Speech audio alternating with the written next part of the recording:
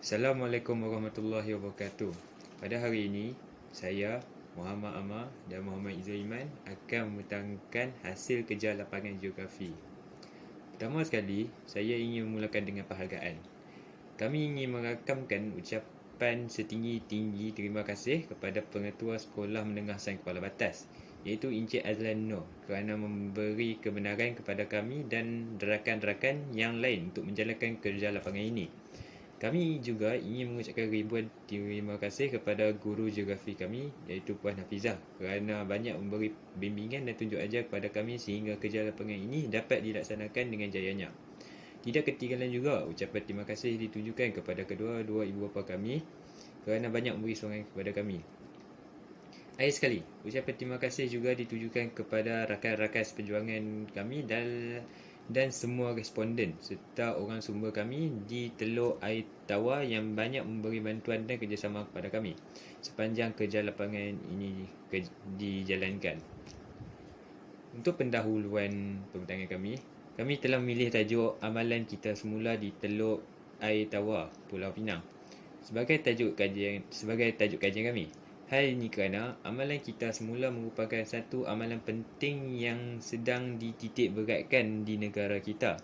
Di tempat tinggal kami, penduduk digalakkan untuk mengasingkan jenis sampah sarap ke dalam beg sampah yang berlainan agar aktiviti mengitar semula dapat dijalankan dengan mudah dan lebih efisien. Kami diberi tempoh masa selama 3 minggu untuk menyiapkan kajian ini bermula daripada pertengahan Ogos hingga awal September. Kami menjalankan kerja pengumpulan info dan maklumat yang diperlukan selepas waktu persekolahan atau pada hujung minggu. Manakala kerja penulisan laporan dilakukan pada waktu pembelajaran geografi secara atas talian. Objektif kajian kerja lapangan ini adalah untuk mendefinisikan konsep dan takrifan kita semula, menyenaraikan jenis bahan yang boleh dikita semula, mengenal pasti kepentingan kita semula di kawasan kajian, mengenal pasti masalah atau halangan dalam menjalankan kita semula di kawasan kajian, mencarakan langkah-langkah untuk mengatasi masalah dalam melaksanakan amalan kita semula di kawasan kajian. Seterusnya ialah kawasan kajian. Kami memilih Taman Teluk Air Tawar sebagai kawasan kajian kami. Taman Teluk Air Tawar merupakan salah satu taman yang terletak di Titi Mukim. Kawasan kajian kami terletak di tanah pamah yang rata dan berdekatan dengan sebatang sungai. Kami memilih Taman Teluk Air Tawar kerana kami berdua tinggal berdekatan dengan kawasan tersebut. Hal ini memudahkan kami untuk mengumpul maklumat dan data yang diperlukan dalam kajian ini. Seterusnya ialah kaedah kajian yang digunakan untuk menyiapkan kerja lapangan ini. Kami telah menggunakan beberapa kaedah kajian untuk mengumpul maklumat dan data dalam kajian ini. Antara kaedah tersebut ialah rujukan. Kami telah merujuk pelbagai sumber seperti buku teks, buku rujukan, majalah dan internet untuk mendapatkan maklumat bagi kajian ini. Pemerhatian dibuat secara langsung di kawasan kajian untuk melihat jenis-jenis bahan yang dapat dikita semula oleh penduduk di kawasan tersebut. Akhir sekali ialah soal selidik. Soal selidik dilakukan dengan cara mengedarkan borang soal selidik kepada 20 responden yang terpilih untuk mendapatkan maklumat tentang kepentingan amalan kita semula di kawasan kajian.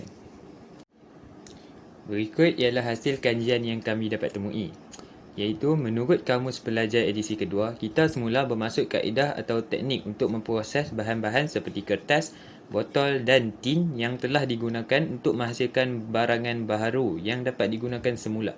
Menurut Akta Pengurusan Sisa Pepejal dan Pembersihan Awam 2007, Akta 672 pula, kita semula bermaksud memungut dan mengasingkan sisa-sisa pepejal bagi tujuan menghasilkan keluaran semula. Secara umumnya, kita semula boleh dimaksudkan sebagai satu kaedah untuk memproses semula barang-barang terpakai untuk menghasilkan barangan baharu yang dapat digunakan semula. Contoh barang-barang yang dapat dikita semula ialah bahan-bahan plastik, kertas, botol, kaca dan barangan besi. Seterusnya ialah jenis-jenis bahan yang dapat dikita semula. Yang pertama kita dapat logam. Bahan-bahan logam seperti aluminium dan besi merupakan bahan yang banyak dikita semula oleh penduduk di kawasan kajian kerana harganya yang lebih tinggi berbanding dengan bahan-bahan yang lain. Contohnya, bahan-bahan logam yang dikita semula ialah tin minuman, bahan-bahan besi dan logam daripada barangan elektrik yang sudah rosak dan tin-tin makanan seperti tin biskut, tin sardin dan sebagainya. Seterusnya ialah kertas. Jenis kertas yang dihantar oleh penduduk di kawasan kajian untuk dikita semula adalah seperti surat khabar lama, majalah lama, risalah, buku-buku lama, kad-kad dan kalender terpakai. Kita juga ada plastik. Plastik merupakan salah jenis barangan yang banyak dihantar oleh penduduk di kawasan kajian ke pusat kita semula. Antara barangan plastik yang boleh dikita semula ialah cawan plastik, botol plastik, pinggan plastik, baldi plastik dan bekas makanan plastik. Seterusnya ialah kaca. Semua jenis barangan kaca juga boleh dikita semula. Contoh-contoh barangan kaca yang dihantar ke pusat kita semula di kawasan kajian untuk dikita semula termasuklah botol minuman, bekas makanan, botol vitamin dan bekas kosmetik. Semua jenis barangan kaca ini boleh digunakan semula setelah melalui proses pembersihan.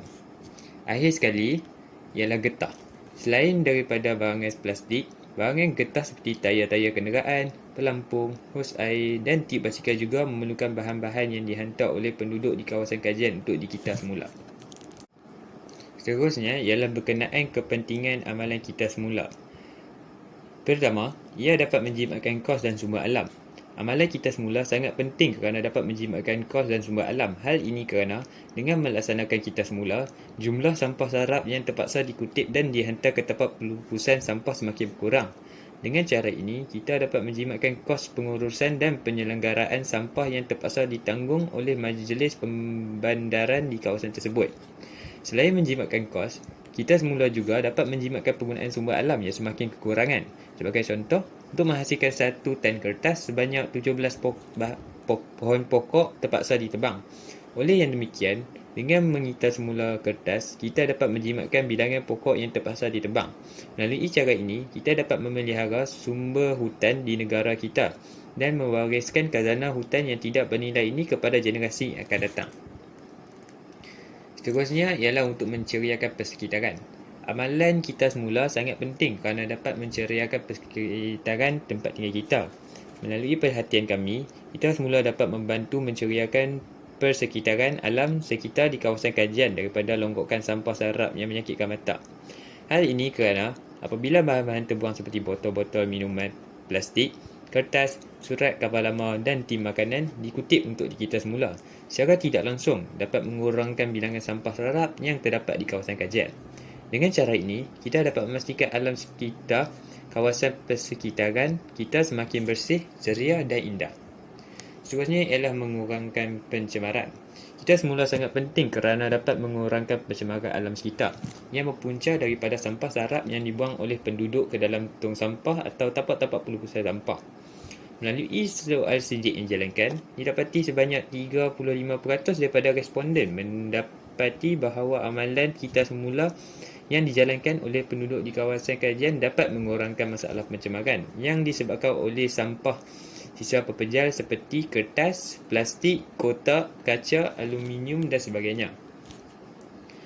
Amalan kita semula ini adalah penting untuk memastikan bahawa alam sekitar di kawasan kajian adalah bebas daripada pencemaran sisa pepejal. Di samping itu, alam sekitar yang bersih dapat menghindarkan penduduk di kawasan ini daripada berbagai jenis penyakit yang dibawa oleh tikus, lalat, lipas dan nyamuk. Sekali ialah menambahkan pendapatan penduduk.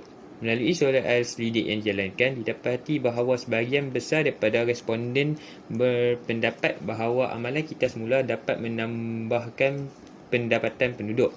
Bahan-bahan terpakai seperti aluminium, kertas, besi dan plastik mempunyai harga tertentu di pasaran. Dengan menjual barang-barang tersebut yang dikumpulkan kepada pihak kilang, pengumpulan bahan-bahan kita semula, penduduk di kawasan kajian dapat menjana pendapatan sampingan bagi menampung kos sara hidup mereka. Wang hasil daripada penjualan barang-barang terpakai ini dapat digunakan untuk membeli pelbagai barangan keperluan harian mereka. Itu sahaja daripada saya. Seterusnya, saya akan sampaikan kepada Izzat. Masalah dan halangan penduduk di kawasan kajian. Pertama, kurang pusat pengumpulan. Melalui pemerhatian yang dijalankan, kami mendapati bahawa masalah utama yang dihadapi oleh penduduk di Taman Teluk Air Tawar dalam menjalankan kita semula ialah kekurangan pusat pengumpulan. Hal ini kerana di Taman Teluk Air Tawar hanya terdapat sebuah pusat pengumpulan bahan kita semula yang diusahakan oleh pihak NGO. Selain itu, pusat kita semula ini hanya menyediakan perkhidmatan mengambil barangan kitar semula dari rumah ke rumah yang hanya akan dilakukan pada hari Ahad setiap minggu. Hal ini menjejaskan aktiviti mengitar semula penduduk di kawasan kajian. Yang kedua, harga terlalu rendah. Harga yang terlalu rendah menyebabkan amalan kita semula ini tidak mendapat sambutan daripada penduduk di kawasan kajian. Sebagai contoh, harga sekilogram surat khabar lama hanya dibeli dengan harga 10 sen sahaja oleh kilang pengumpulan bahan kita semula. Harga yang terlalu rendah ini seolah-olah tidak berbaloi dengan tenaga yang terpaksa digunakan untuk mengumpulkan bahan-bahan kita semula tersebut. Hal ini menyebabkan penduduk di kawasan kajian tidak berminat untuk menjalankan kita semula. Mereka lebih senang membuang barang-barang yang dapat dikita semula seperti kertas, plastik dan kaca ke dalam tong sampah daripada menjualnya kerana tidak menguntungkannya disebabkan harga yang terlalu rendah. Ketiga, kurang pengetahuan dan kesedaran. Hasil daripada kajian kami, kebanyakan penduduk di kawasan Taman Teluk Air Tawar membuang bahan-bahan yang dikita semula kerana kekurangan pengetahuan dan kesedaran tentang kepentingan amalan kita semula. Bagi mereka, membuang bahan-bahan tersebut ke dalam tong sampah adalah lebih senang daripada mengumpulkannya untuk dikita semula. Contoh bahan-bahan yang boleh dikita semula yang selalu dibuang oleh penduduk di kawasan kajian termasuklah tin-tin minuman, bekas-bekas makanan dan botol-botol air minuman plastik yang telah digunakan.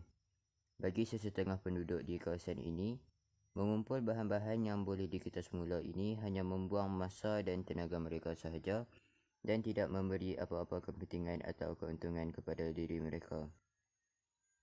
Kekurangan pengetahuan tentang pentingnya amalan kita semula ini menyebabkan mereka tidak sedar bahawa dengan cara mengitar semula bahan-bahan tersebut, kita sebenarnya dapat mengurangkan bilangan sampah sarap yang dibuang.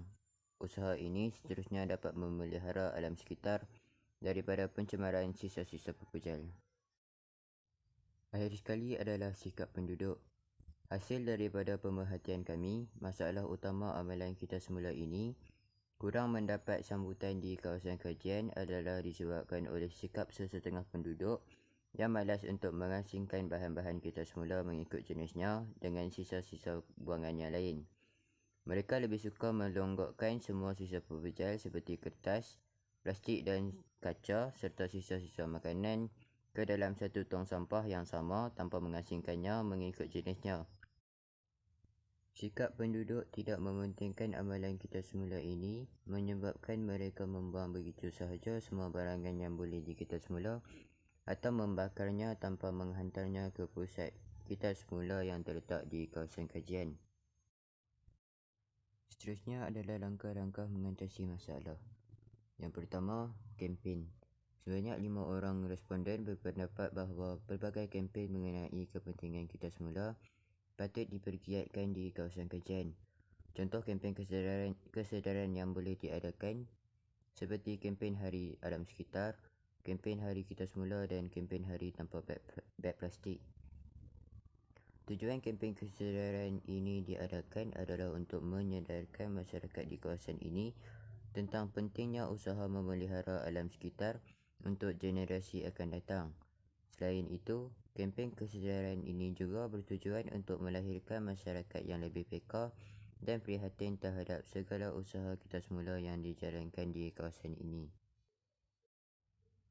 Dalam kempen ini, amalan 3R iaitu Reduce, Reuse dan Recycle perlu ditekankan bagi memberi kesedaran kepada masyarakat di kawasan ini tentang pentingnya usaha menguruskan sisa pepejal secara mampan supaya kurang mencemarkan alam sekitar.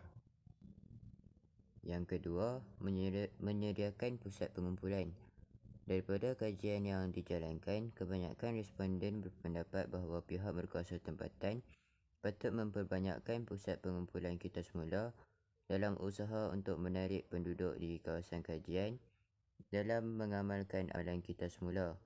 Hal ini kerana di kawasan kajian cuma terdapat sebuah pusat pengumpulan kita semula yang diusahakan oleh pihak NGO. Keadaan ini menyusahkan penduduk di kawasan kajian yang hendak menghantar barang-barang kita semula ke pusat ini kerana hanya dibuka 3 kali dalam seminggu. Sekiranya pihak kerajaan tempatan menyediakan lebih banyak pusat pengumpulan, hal ini akan menyenangkan penduduk di kawasan ini dalam menjalankan aktiviti kita semula. Langkah ini adalah penting untuk memastikan aktiviti kita semula di kawasan ini dapat dijalankan dengan lebih lancar lagi. Yang ketiga adalah gotong royong. Menurut soal selidik yang dijalankan, terdapat 3 orang responden mencadangkan supaya aktiviti gotong royong diadakan di kawasan kajian untuk membersihkan persekitaran dan mengumpul bahan-bahan yang boleh dikita semula. Aktiviti gotong royong ini boleh dijalankan sekurang-kurangnya 2 bulan sekali untuk membantu masyarakat di kawasan kajian mengamalkan kita semula dan mengurangkan jumlah sampah yang dibuang. Usaha ini adalah penting untuk memastikan semua lapisan masyarakat di kawasan ini berganding bahu dan bekerjasama dalam menjayakan program kita semula ini. Melalui aktiviti gotong royong ini, kita dapat menyemaikan sikap bertanggungjawab dan prihatin dalam kalangan masyarakat untuk sama-sama memelihara alam sekitar. Di samping itu, aktiviti gotong royong ini juga boleh mengeratkan hubungan silaturahim masyarakat di kawasan kajian. Akhir sekali, pendidikan. Sebanyak 2 orang responden berpendapat bahawa pendidikan dapat memberikan kesedaran kepada masyarakat, terutamanya generasi muda tentang kepentingan amalan kita semula. Melalui pendidikan, kita dapat menyemai perasaan tanggungjawab dan cinta akan alam sekitar dalam diri murid-murid sejak dari prasekolah lagi. Di sekolah, guru-guru dengan kerjasama kelab alam sekitar boleh mengadakan pelbagai pertandingan untuk menggalakkan murid-murid mengamalkan kita semula. Pelbagai hadiah boleh disediakan untuk menarik minat murid-murid mengambil bahagian dalam pertandingan yang diadakan. Melalui cara ini, kita dapat menggalakkan amalan kita semula dalam kalangan murid dan guru di sekolah. Seterusnya adalah rumusan kami. Kesimpulannya, melalui kajian yang dijalankan, kami dapat memahami tentang kepentingan amalan kita semula di kawasan Taman Teluk Air Tawar. Dengan mengamalkan kita semula, kita dapat mengurangkan pencemaran alam sekitar yang berpunca daripada pembuangan sisa pepejal di samping dapat menceriakan persekitaran tempat tinggal. Dalam menjalankan kita semula, pelbagai masalah telah dihadapi oleh penduduk di Taman Teluk Air Tawar. Antaranya ialah kekurangan tempat pengumpulan, kurang pengetahuan dan kesedaran serta sikap penduduk itu sendiri. Akhir kata, amalan kita semula perlu dipupuk dan disemai dalam diri setiap lapisan masyarakat, terutamanya generasi muda demi mengekalkan keindahan alam sekitar di negara kita. Ini rujukan kami. Dan akhir sekali, ini lampiran iaitu contoh borang responden kami.